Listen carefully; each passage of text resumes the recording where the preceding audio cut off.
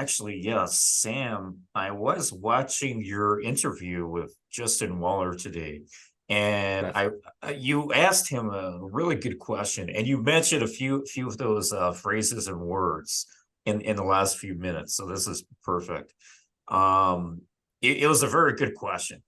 So for all of you guys, what has been the catalyst in your life that has truly turned you into who you are today?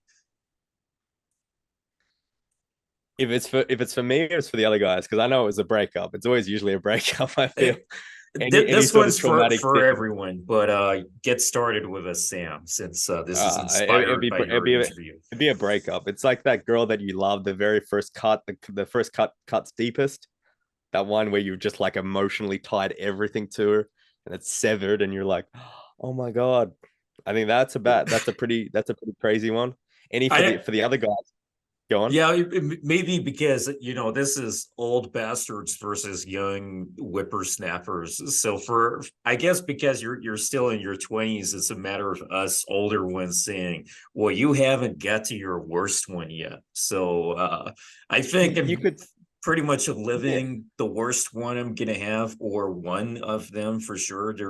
It can easily be worse if there's something that directly happens to me, which is more likely as life goes on. But it's funny because you say it's like the first relationship. When I think of my first relationship, I think, oh, she was obese, so I don't really care that much. I have moved on long from Right. then, but yeah, But it's it different it for would be everyone. your first love. Your first love. That's a better one. Yeah, your first love that you love that girl. Because I think a lot of the time where you get traumas, you get things that unexpectedly, you haven't chose that. But with that first relationship, that first love, you chose that. You gave that vulnerability. And so that can cause a lot of trauma with the guys. They give that vulnerability, it's severed, boom, done.